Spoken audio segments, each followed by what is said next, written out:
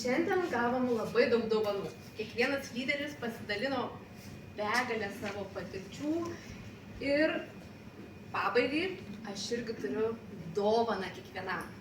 Įsipakuosit, valio, neįsipakuosit, irgi valio. Tai kiekvienas dažniausiai mėnesio pabaigoje atsidarom savo medį efemą ir vieniems būna, pasiekiau aš tą rezultatą. Gavau, ko aš noriu. Deja kitiems nusvyra rankos, stresas, emocijos, velniai galvoje, liko savaitė, o man reikia pasiekti 6000 taškų, ne man, aš to nepasieksiu. Jau visi apsipirko, tikrai niekam nieko nereikia. Gal tiek to, kitas mėnesis bus geresnis. Ir ar būna tokie velniai? Dažnai? 10 kartų per dieną. 10 kartų per dieną. Tai aš jūs kiekvieną suprantu, nes aš irgi turiu tų velnių, kai aš atidarau savo medį, likus savaitį ar 3-4 dienom ir pamatau, kad trūksta tam tikrų skaičių iki norimo rezultato. Ir tik aš pati pasirenku, ar aš tais velniais tikiu ir pasiduodu, ar einu iki galo ir padarau viską iš savęs, kad aš pasiekčiau tą rezultatą.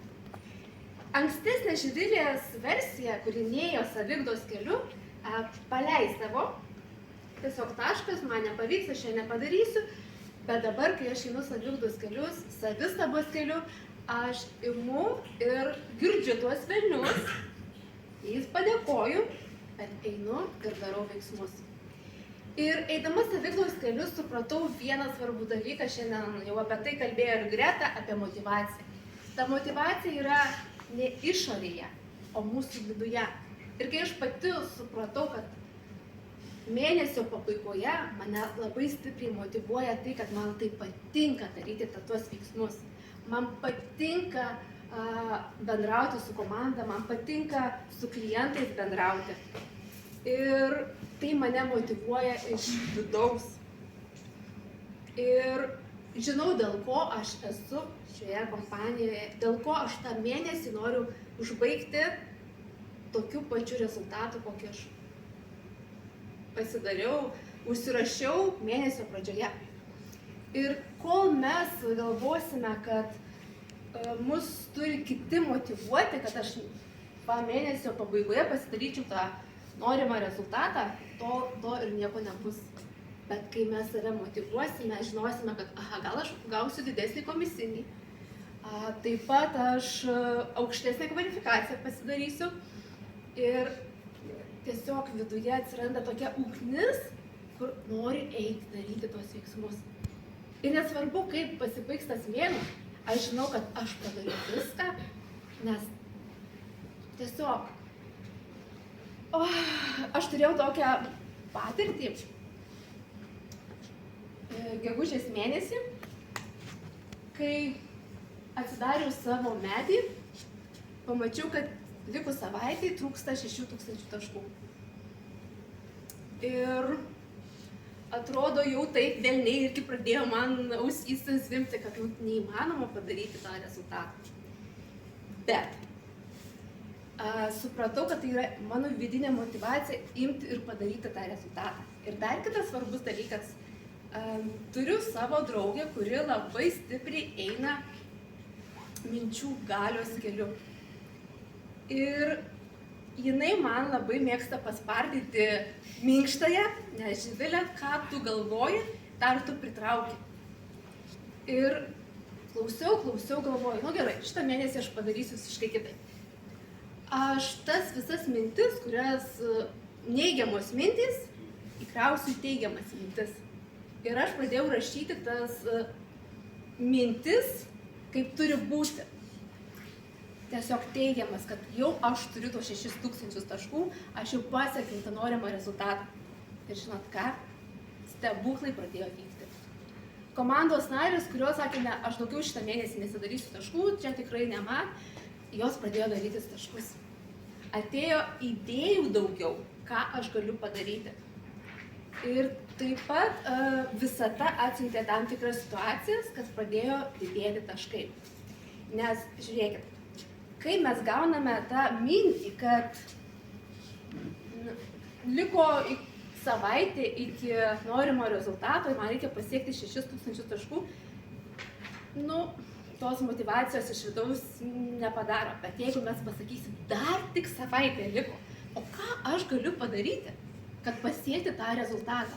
Kokius veiksmus jau motyvuoja, jau daug geriau skamba. Tai kiekvieną kartą, kai atrodo, jau tie velniai mums sušoka ir sako, neįmanoma, pakeiskim tas mintis į tas teigiamas. Galima garsiai sakyti, kiekvieną dieną atsikėlus kaip meditacija, bet aš jas užsirašau. Man tiesiog gaunasi tokia kaip meditacija, ryte atsikėlus, pasidarius arbatos, kavos ir tiesiog jas užsirašau. Ir tai motyvuoja eiti ir daryti. Kitas labai svarbus dalykas, tai kol mes galvosim, kad FM veikla yra tik tai hobis, tol mums tos motyvacijos ir nebebus. Bet kai mes tik tai pradedame galvoti, kad ši veikla yra pati mylimiausia veikla, kad tai yra mano verslas, juk verslininkas mėnesio pabaigoje, turėdamas savo verslą, pavyzdžiui, Maksimos savininkas, jis tikrai mėnesio pabaigoje nenumes visko, nes tai yra labai svarbu, taip svarbu ir mum, kai mes tik priimam atsakomybę į save, atsiranda ir visai kitos mintis ir kita energija. Tada, pasimam popieriaus lapą, susirašome savo veiksmus, kuriuos per tą savaitę, per 3-4 dienas padarysim. Ir tikrai pradės vykti stebuklų. Visada atsiųs tas situacijas, kad imtum ir pasiektum tuos norimus rezultatus. Kitas svarbus dalykas, kaip tos motyvacijos mėnesio pabaigoje pasiimti, tai yra duoti savo saldainiuką. Kai aš pasieksiu norimą rezultatą, aš save apsidovanosiu. Nueisiu į kiną, nusipirksiu norimą suknelę, ar tiesiog kažkur išvažiuosiu. Ir kai mes žinosim, kad mes pasieksim tą rezultatą, kai mes žinosim, ką norėsim, kaip apsidovanosim save, tas irgi ateina toks vidinė ugnis, bent man. Tikiuosi, kas išbandysit irgi tas atsiras. Ir tada eini ir darai, nes aš gausiu tą saldainį. Aš galėsiu nuvažiuoti, pavyzdžiui, kokį spa procedūrą pasidaryti. Tai irgi labai toks man buvo, kažkada išgirdau šitą patarimą, galvoju, nesąmonė. Ne. Bet kai aš išbandžiau, tikrai veikia. Kitas svarbus dalykas, kas gali mus dar motyvuoti, tai tikslai. Kai mes užsirašome mėnesio pradžioj tikslus ir tiksliai žinom, ką mes norim pasiekti, kur nuvažiuoti, ką padaryti, mėnesio pabaigoje irgi tas toks varikliukas gali užsivesti, nenuleisim, čia nepasieksiu šito tikslų, man tiek to. Bet kaip tik tie tikslai, ta disciplina mums suteikia tą vidinę energiją eiti ir daryti. Kitas mano patarimas tai yra, kad įsivaizduoti, kad jau esat pasiekę tą savo rezultatą. Pasiekė 21%, perlą, 9, 18, ką jūs tik tai norite. Ir kaip jūs jaučiatės. Pasitikit savimi, didžiuojatės savimi, nes jūs jau pasiekė tą rezultatą. Ir ta ugnim irgi susirašot ant lapo tuos visus veiksmus, nes kai yra mūsų galvoje, tai labai visata gali nelabai sugalvoti, kad mes ten kažką padarys ar tikrai padarysim, bet tas užsirašymas, jis užtvirtina mum, kad aš tikrai tuose sudarysiu veiksmus. Bet jeigu mes niekaip savo neišnypdam, neatsirandam viduje tos motyvacijos imti ir daryti, atrodo, kam tas man saldainiukas, vis tiek aš nepadarysiu to rezultato, tai labai kviečiu kiekvieną paimti telefoną ir paskambyti savo FM tėčiui ar FM mamai ir tikiu, jūs gausite tą motyvaciją, idėjų šaltinį, kad einam, viskas tu gali pasiekti. pasidarysim tokį ir tokį planą. Tu padarysi. Ir tas tikėjimas kito žmogaus, tai kaip gaunasi taip, ta motivacija jau iš išorės gaunasi. Bet kartais tos ir išorės motivacijos ir mums reikia. Tai tokie mano bingo pasidalinimai. Labai noriu pakviesti į sceną pačius drąsiausius 3 žmonės, kurie norėtų pasidalinti, kaip jie save motyvuoja mėnesio pabaigoje. Aš noriu. Greta. Aš Odeta. Odeta. Gerai. Odeta, kas toliau? Kas dar Aš irgi. Greta, šaunuolė. Kas dar galėtų pasidalinti? Labai gerai. Tai prašom į sceną.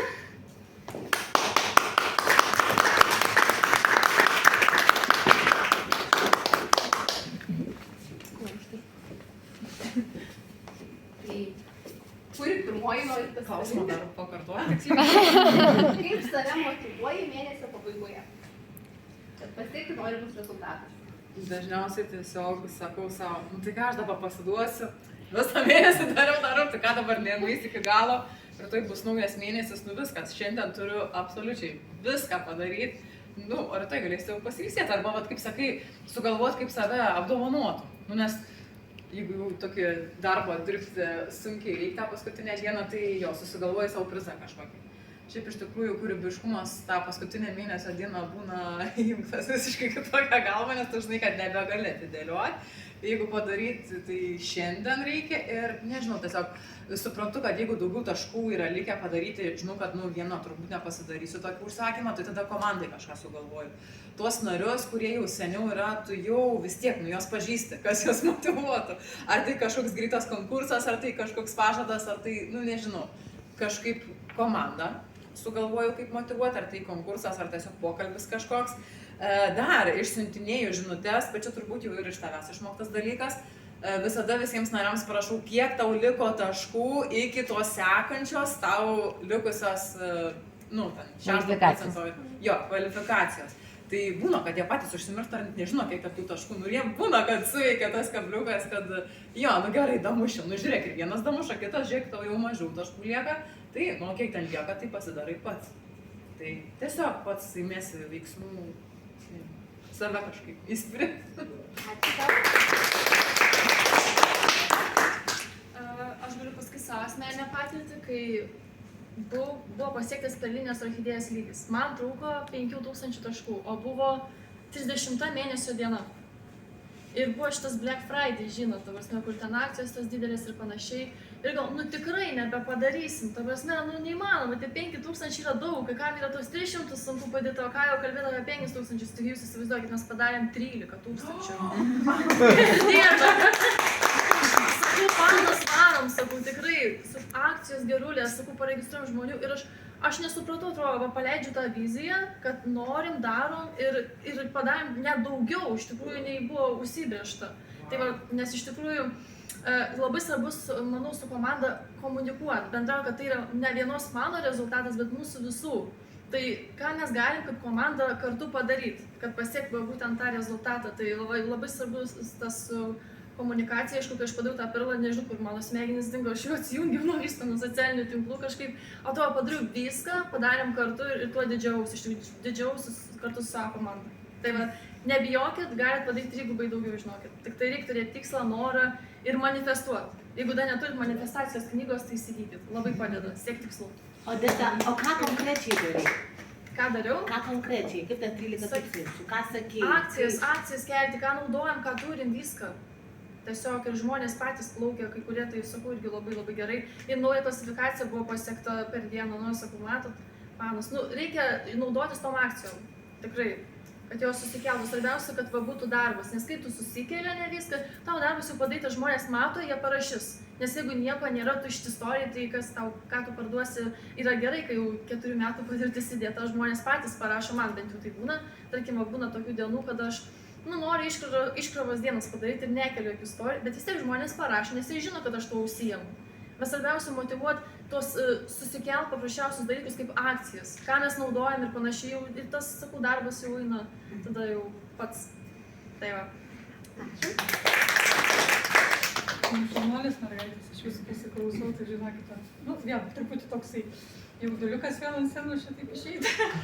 Na, bet iš tikrųjų pasidalinsiu iš visą šitą dieną, čia tiek daug informacijos ir patarimų, iš tikrųjų visą tą mes ir darom. Bet man asmeniškai, kas padeda užbaigti mėnesį, kaip galiu geriau ir stipriau ir kas mane leidžia nuleisti rankų, tai iš tikrųjų yra tai, kad išmokau, galų galia čia irgi aišku dėka ir dėkoju Gediminui Surita, čia jų indėlis nemažas tame, išmokau nepasiduoti iki paskutinės dienos.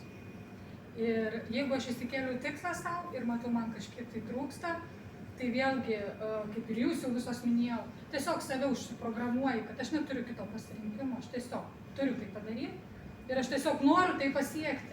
Žinoma, ten nestresuoji, nes kaip ir Laura man sakė, pas mane labai dažnai jo pyktis, proto su širdim būna, tos tokios emocijos, bet kada susikoncentruoji, tu žinai, ko nori ir tiesiog iš savęs padarai viską, ką tu gali šiai dienai. Tam, kad pasibaigus mėnesiui, tu galėtum pasiekiai, tu ten nepasiekiai, jau netgi nebūna taip svarbu, bet tu pats savo gali paploti per petį šaunuolę, tu padarai viską, ką galėjai. Ir tai yra geriausias rezultatas, kurį galėjai pasiekti. Ir dažniausiai būna taip, kad nusivylimų tikrai nebūna pirmą mėnesio dieną, nes mėnesį užbaigi taip, kaip norėjai ir dar geriau. Tai iš tiesų, kaip ir sakėt, jeigu mes norim, nusprendžiam, kad mes to norim, ne tik visą tą, bet viskas atrodo, tu pradedi pritraukti visą tai, ko tau trūksta, ko reikia. Ir aš irgi buvau biškelį tokia mažiau aktyvi, galbūt socialiniuose tiksluose. Žinokit, žmonės patys susiranda, iš kur jie ištraukia mano tuos postus, nežinau. Ar turi, klausia, su žinutėm, man reikia kvepalų, man reikia to, man reikia no. Žmonės patys ateina. Realiai, pirmiausiai pačiam reikia nebijoti, kad tu gali pasiekti ir pasieksi tas. Nesvarbu, kokia kvalifikacija. Šaunuolis, ačiū.